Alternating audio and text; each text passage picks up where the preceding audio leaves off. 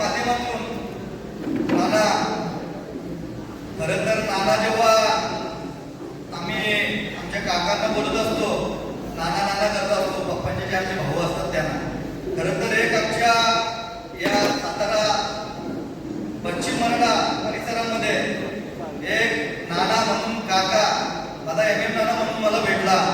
तसेच त्यांच्या माध्यमातून विजू भाऊ, त्याच्यानंतर विनोद दादा झाले, वाईचे महेश दादा झाले, तात्या झाले, त्याच्यानंतर माझा भाऊ ब्रह्मा पेलवान झाले. माझ्या ज्या बैलगाडा क्षेत्रामध्ये सौदापूर पासून दिल्लीपर्यंत ज्यांनी प्रवास केला, ही पेटा संघटना होती.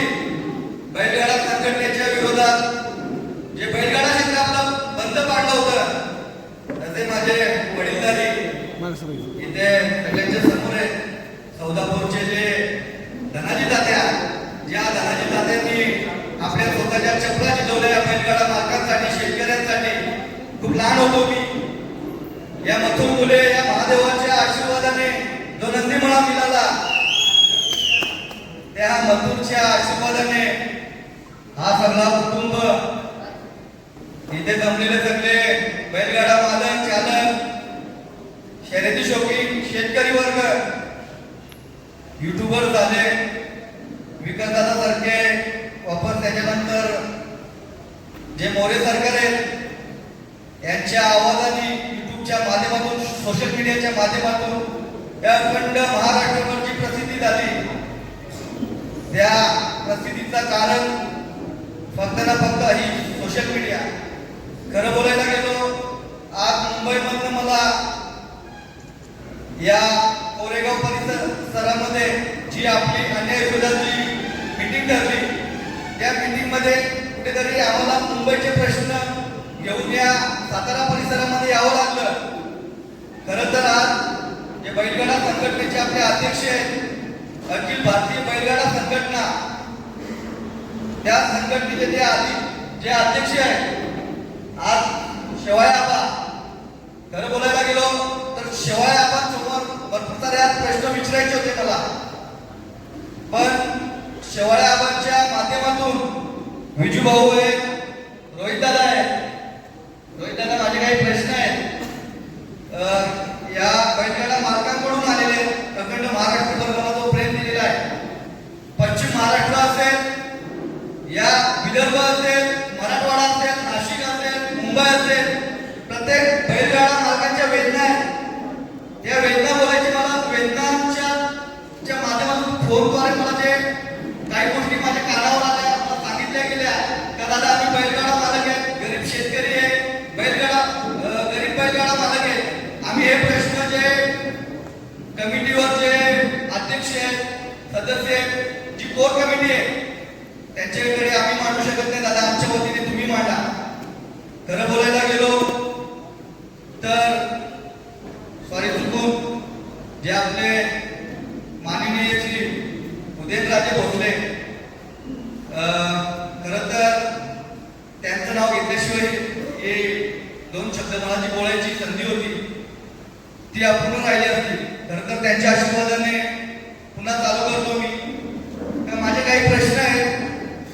येणाऱ्या काळामध्ये नाशिकमध्ये जे काही घडामोडी घडल्या, अखंड महाराष्ट्रभर, देशभरात प्रत्येक गाडा मालकांना माहीत पडल्या, त्याच्यानंतर प्रत्येक जण हा डॉक्टर बाबासाहेब आंबेडकरांनी लिहिलेलं संविधान आहे, प्रत्येकाला आपल्या जे काही मत मांडायची असतील ते मत मांडण्याची चान्स दिली जाते. मत मांडल्यानंतर आज अखिल भारतीय बैलगाडी संघटना, म्हणजे अखिल भारतीय ही भारतातील बैलगाडी संघटना आहे, संघटनेचे अध्यक्ष आहेत शेवाळे, बरोबर ना. आज मुंबईमध्ये आम्हाला कुठेतरी न्याय नाही भेटत, म्हणून खरं तर मुंबईचे आम्ही काही व्यथा होत्या. खरं तर आमचे बबलूदादा झाले, बंडू शेठ झाले, मिलिंद शेठ पाटील झाले, आमची संपूर्ण मुंबईची टीम आहे, ती टीम इथे आली. खरं तर जेव्हा बैलगाडी क्षेत्र आपला बंदीचा काळ होता, बंदीच्या काळाच्या आधी एक पुसेगावला मैदान झाला होता, लास्ट मैदान, शेवटचं मैदान. त्या शेवटच्या मैदानामध्ये सोने आणि राजा ही पेडगाववरून मी 2 नंदी खरेदी केले होते. अक्षरशः योगायोगाने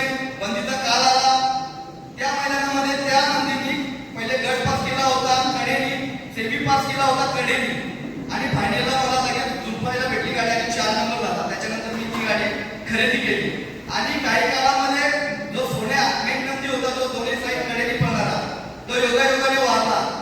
आज त्याच्या रूपाने मला कुठेतरी माझा मथुर भेटला. माझ्या महादेवाने मला कुठेतरी मथुर दिला आणि या वेळेला मथुरच्या माध्यमातून अखंड महाराष्ट्राने प्रेम दिलं म्हणून इथे मला मांडायला भेटल्या.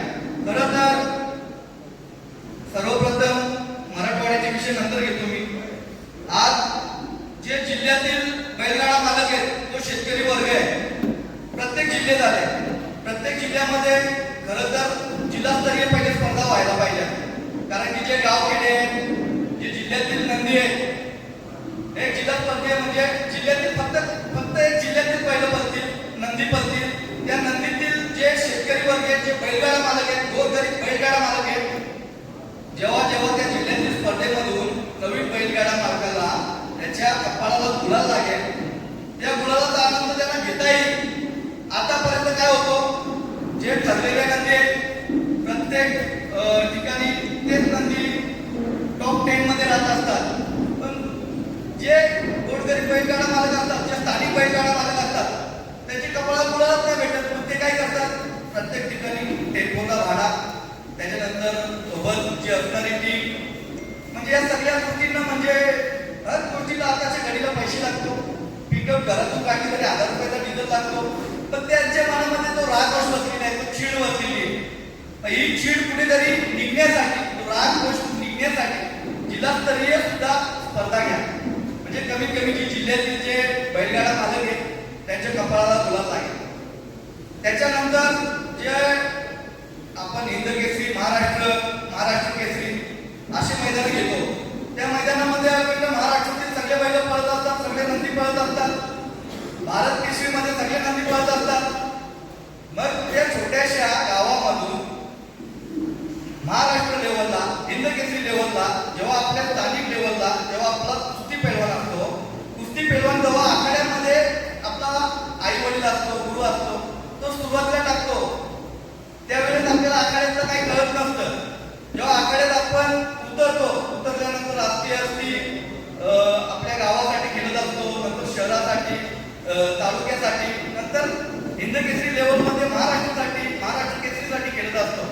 म्हणजे एक टप्पे आपल्या बैलगाडा संघटनेमध्ये हे बदल झाले पाहिजे. जिल्हास्तरीय कशासाठी, गोरगरीब गाडा मालकाला त्याचा लाभ भेटेल.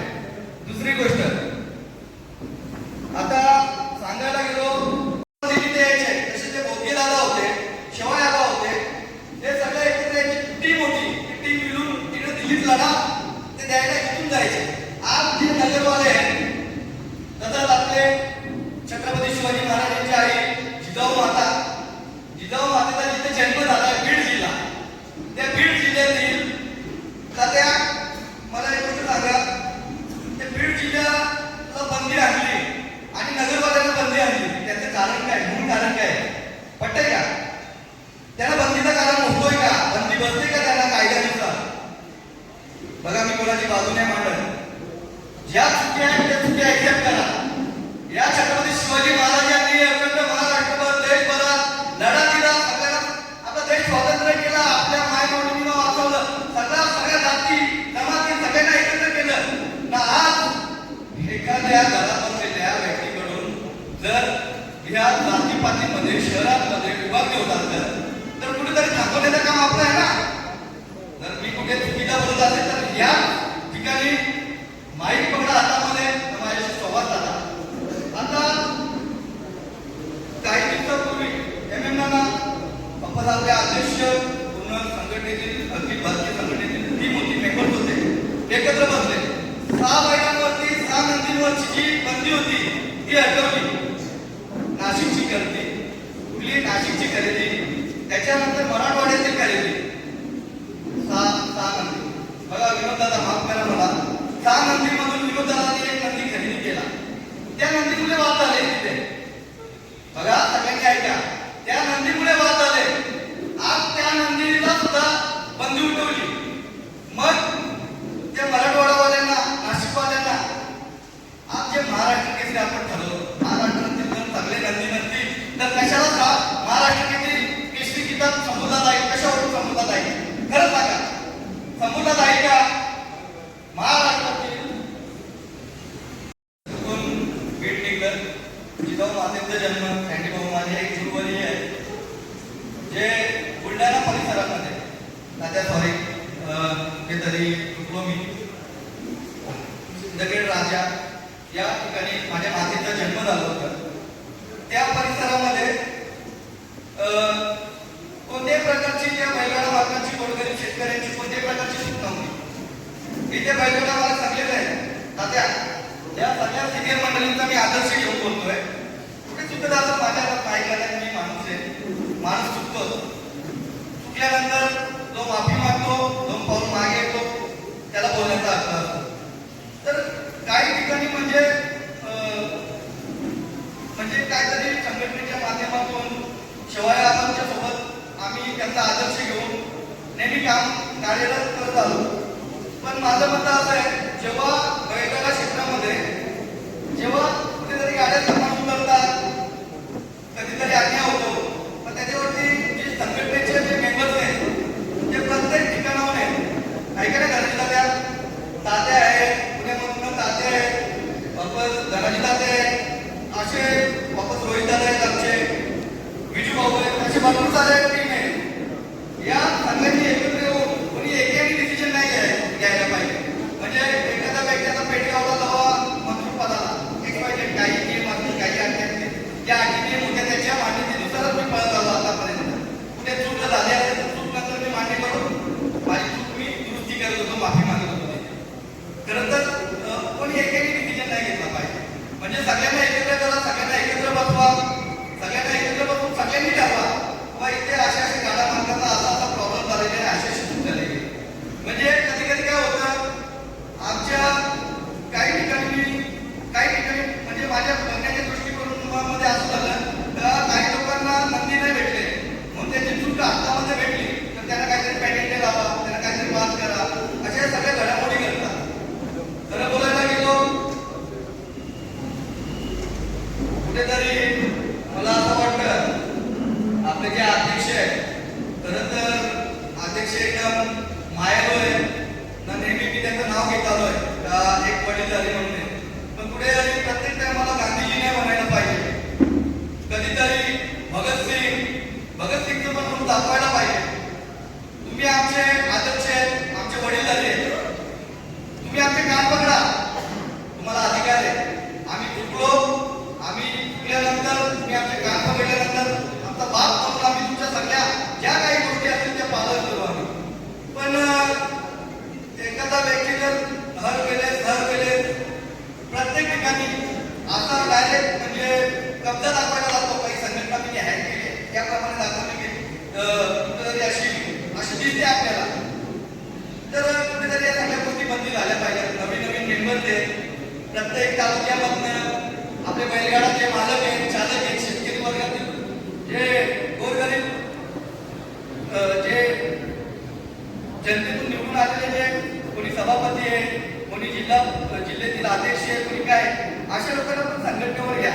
बॉडी तुम्ही आहे पण त्याचा आदर्श घेऊन बाकीचे लोक काम करतील ना. तुम्ही सल्ला द्या आम्हाला, तुमच्या सल्ल्यानुसार आम्ही तुमच्या आदर्शानुसार बाकीचं काम करू ना.